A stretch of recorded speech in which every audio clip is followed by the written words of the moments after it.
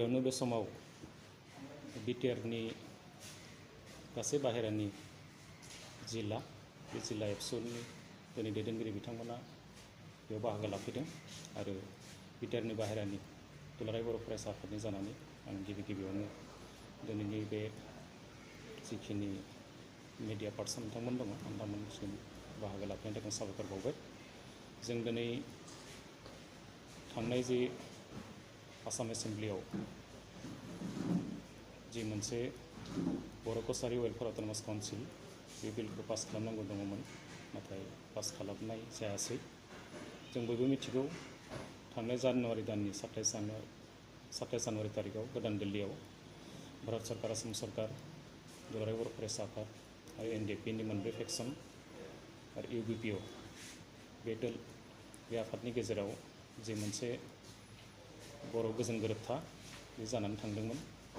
आरो बे गोरोबथायावनो मोनसे दफा जों मोननो हादोंमोन 5.1 जे बिटिआर ओनसोलनि बाहेरायाव थानाय एबा प्रस्ताबित बड'लेण्ड ओनसोलनि बाहेरायाव थाबोनाय जेसेबांखिनि बर' गामि बा बर' सुबुं बिथांमोननि राजखान्थियारि मोन्थाय आरो आर्थ-सामाजिक आरो राव हारिमु थुनलाइ बिनि जौगानायनि जि मोन्थाय बेखौ मोननो हादोंमोन आरो बेखौ स्टेट एसेम्ब्लियाव बिल लाबोनानै बेखौ पास खालामोब्ला बेयाव इमप्लिमेन्ट जासिगौमोन, एक्जिकिउट जासिगौमोन। नाथाय दुखुनांथाव जे आसामनि WBTI आरो BC मन्थ्रि चन्दन ब्रह्म बिथाङा बे बिलखौ पास खालामनायनि बेलायाव जि अफिसियेल प्रसेस दङमोन, जे सरकारि जि मावनांगौ दंमोन, दा बेखौ बिथाङा मावफुंना होआसै आरो मावफुंना होयैनि थाखाय बे बिला पास जायासै। आरो जों बेखौनो बुंनांगोन दिनै जों दुलाराय बिटिआर ओनसोलनि बाहेरायाव थानाय बर' सुबुंफ्रा दिनै जों दुखु मोननाय फोरमायदों आरो गोख्रों रावजों जों बिथांखौ सोंखारिनो सानदों। जोङो बिटिआरनि बाहेरानि जेसेबांखिनि बर'फोरनि जि राजखान्थियारि जि मोन्थाय मोननो थांगासिनो दंमोन, दा बे मोन्थाय थांनायनि बेलायाव बिथाङा नैबे बिलखौ पास खालामनायनि थाखाय जों दिनै फिन खेबसेबाव बर' हारिया बन्सित जाबाय आरो बेनि थाखाय जों बिथांखौ बेखौनो जोङो दिनै गोख्रों रावजों बिथांखौ सोंखारिनो नागिरदों जे बिथाङा जोंनि बिटिआरनि बाहेरायाव थानाय बर' सुबुंफोरखौ लानानै जाहाथे राजनिति खालामा आरो एसेबां निकृष्ट राजनितिनि गेजेरजों जाहाथे बिथाङा जोंखौ डिप्रेभ खालामा, बन्सित खालामा, जों बिथांखौ दिनै सोंखारिदों। दा जों दिनै नुदों जे जोंनि लाख लाख बर' जातिफ्रा जोंनि बे बर' कसारि वेलफेयार अट'नमास काउन्सिल बेखौ लानानै जि मोनसे सिमां, जि मिजिं आरो बेजोंनो जोंनि बाहेरायाव थानाय बर'फ्रा जि मोनसे राजखान्थियारि मोन्थाय बेखौ मोननो थांगासिनो दंमोन आरो बेजोंनो लोगोसे जोंनि राव हारिमु थुनलाइ, जोंनि आर्थ-सामाजिक बेखौ जौगानायनि मोनसे रैखा कवच मोननो थांगासिनो दङमोन। नाथाय बेफोर गासिबो मोननायनि बेलायाव दिनै जोंनिनो बर'नि सानैसो दैदेनगिरि आरो बर'नि सानैसो निकृष्ट राजनितिबिदनि थाखाय बा दैदेनगिरि बिथांमोननि थाखाय दिनै जोंनि बे मोननो थांनाया फेलें जाबाय आरो बेखौ जोङो दिनै माने गोरलै लायाखै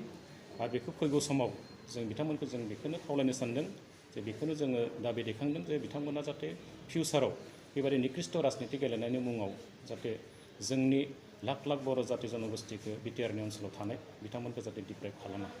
जों मिन्थिनो मोननायाव बिथांमोना मोनसे खोथाल' बुंदों, WBTI आरो BC मन्थ्रि चन्दन ब्रह्म बिथाङा जे बेयाव बिश्वनाथ आरो सनितपुर जिल्लाखौ बेयाव एक्सक्लुड खालामनानै बर' कसारि वेलफेयार अट'नमास काउन्सिल बेखौ दानो नागिरनायखाय बिथाङा बिलखौ पास खालामाखै होननानै बुंदों। जों बयबो मिथिगौ जे बिटिआर एकर्डआव मोनसे कमिसन दानायनि खोथा जों बयबो मिथिगौ आरो कमिसनखौ दानायनि गेजेराव बेयाव इनक्लुजननि मोनसे बेबस्था बेयाव दङ आरो बै बेबस्थानि गेजेरजों बिश्वनाथ आरो सनितपुर जिल्लाया बिटिआर ओनसोलावनो बे हाबगौमोन आरो दिनै बिटिआर ओनसोलाव हाबोमोनब्ला होमबा जोंनि जि गिबि दाबिमोन बर'फोरनि थामोनथा सिनायथि रैखाथिखौ लानानै जि गोलाव समनि जि आन्दलन, बै आन्दलननि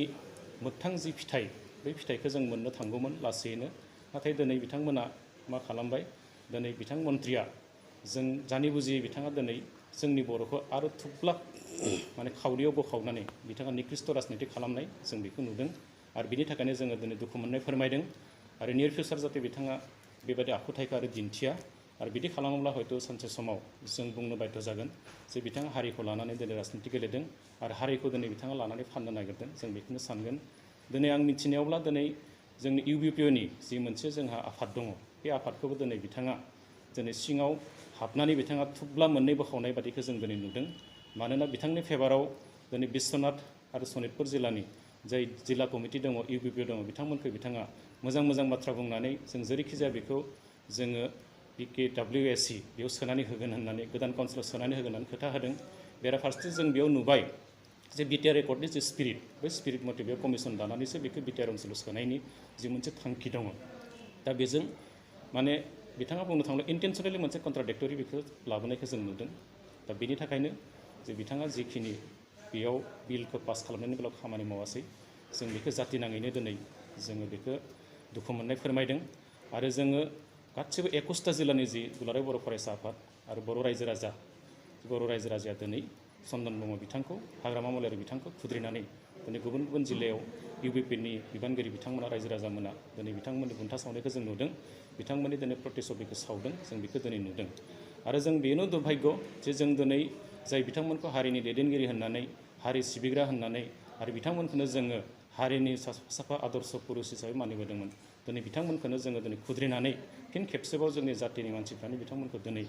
माने बिथांमोननि प्रतिच्छबि सावनो गोनां जानाया दा बियो जातिनि थाखायनो जोबोद दुर्भाग्य। दा बेनि थाखायनो आं बेखौनो खावलायदों जे नियर फिउचार जाहाथे जोंनि बे बिटिआर ओनसोलनि बाहेरायाव थानाय बर'फोरनि राजखान्थियारि जि मोन्थाय बेखौ मोननो थांनायनि बेलायाव जाहाथे बिथांमोना थाबैनो आरो राहा लामा लायो जों बेखौ खावलायदों। आरो नङाब्ला जोङो फैगौ समाव जे बिथांमोनखौ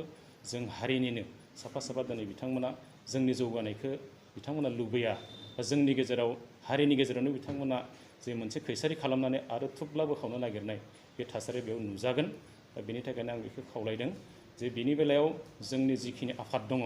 बा जोंनि बाहेरानि जिखिनि सुबुंफोर दङ बिथांमोनखौबो आं बे समाव खावलायदों जों खौसेयै जयै जोंनि बे बर' कसारि अट'नमास वेलफेयार जि काउन्सिल बेखौ मोननायनि बेलायाव खौसेयै जों ज' खामानि मावनांगोन। मानो होनोब्ला जों नुबाय दिनै सुथुरा जोंनि बाहेराफ्रा नङा, गुबुन हारिया नङा, सुथुरा दिनै जोंनि हारिनि गेजेरावनो दङ।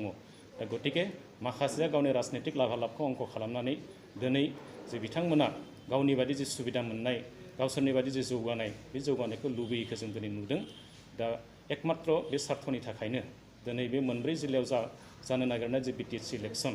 बे इलेक्सनाव बिथांमोना दिनै एसे बेकफुटाव बा बिथांमोननि जे थासारिया एसे गावसोरनि फेभाराव थानाय नङा बे बाथ्राखौनो साननानै हयथ' दिनै बे बिलखौ पास खालामासै जों बेखौ सानदों। दा बेखायनो बेबादि निकृष्ट राजनितिनिफ्राय बिथांमोना एसे जानगाराव थानांगौ, गोजानाव थानांगौ। नङाब्ला सानसे समाव जोंनि बे बिटिआर ओनसोलनि बाहेरायाव थानाय बै बर' सुबुंफ्रा खिन्थु जि बिक्षुब्ध जागोन आरो बै बिक्षुब्धखौ बै समाव बिथांमोना मिन्थिगोन। बे खुद्रिनायखौ जेब्ला बिथांमोना राजा लामा रेल लामायाव जेब्ला नुगोन बै समावसो बिथांमोना बै जि सिटुवेसन जागोन, जि थासारि जागोन बिनि दायनिगिरियाबो खिन्थु बै जोंनि बर'नि दैदेनगिरिफ्रानो जागोन। बै चन्दन ब्रह्ममोन मन्त्रि बिथांमोनानो बिनि दायनिगिरि जागोन। आं बेखिनि बाथ्रा बुंबाय। फ्रास्ट्रेसनाव दङ जों बयबो मिथिगौ। बिसेसकरि हाग्रामा महिलारि बिथाङा जे फैगौ जे बिटिसिनि इलेक्सन बेयाव जे बिथाङा जेनगोन बे बाथ्राखौ बिथाङा मिन्थिखाबाय आरो बेखायनो बिथाङा दा गिदों। आरो दिनै इउपिपिएलनि जि उत्थान बेखौ बिथाङा नुबाय। दिनै इउपिपिएलआ जे बेहाय जों बयबो मिथिगौ बेयाव 28टा 29टा सिट मोननानै सरकार दानो थांगासिनो दङ आरो बेखौ प्रमद बर' बिथाङानो दैदेनगोन। दा बे गासै बाथ्राखौ नुनानै बिथाङा दिनै बिराद फ्रास्ट्रेसनाव दङ। दा बेखायनो बिथाङा गोसोआव जि फैयो बेखौनो बुङो। आरो दिनै रायजो राजाया बयबो नुगासिनो दङ, ससियेल मिडियायाव बयबो नुदों आरो प्रेक्टिकेलि जों नुगासिनो दङ। जोंबो डक्टर हिमन्त बिश्व शर्माखौ लोगो हमगासिनो दङ। जोंबो दिनै माने CMखौ जों लोगो हमनानै बे बाथ्राफोरखौनो रायलायदों। दा जोंनि माखासे मानसिफ्रा दिनै बर'नि लिडारफ्रा अराय सम जों एबसुखौ टारगेट खालामना लायो। एबसुआ माने होबथायो, दा एबसुआ बादा होयो, बे बाथ्राफोरखौ होखारो। नाथाय जोङो नैबेनि बेलायाव जों बुंगोन बर' कसारि वेलफेयार अट'नमास काउन्सिलनि बेलायाव बेबायदि बाथ्राफ्रा फैनो हागौ होननानै जों मालाबाबो बेयाव इन्टारफेयार खालामाखै। इउपिपिएआ बिथांमोना अफिसियेल जि प्रसेस जि खामानि बेखौ बिथांमोना गोसो गोथारै मावबाय थादों आरो दुलाराय बर' फरायसा आफादा बिथांमोननि मावनायनि जे आपडेट जों बेखौसो लाबाय थादों। मानोना बिथांमोना जोंखौ बुंबाय थादों जे जोंजों मन्त्रि दङ, जोंजों MP दङ, जोंजों हाग्रामा महिलारि दङ, बेखायनो बे बिलखौ जेरैखिजाया जों पास खालामना होगोन मानोना बिथांमोनानो जोंनि लिडार। नाथाय दिनै जों नुबाय बे गासिबो उल्थाजोब। जों दिनै नायदों जे जोंनि आसामनिनो माखासे मन्थ्रिफ्रा जे जोंनि बर'नि जि मन्थ्रिफोरनि जि सिंनि खोथा जे बिथांमोननि जि माने मा होनगोन बेखौ बिथांमोना जे अकर्मण्य,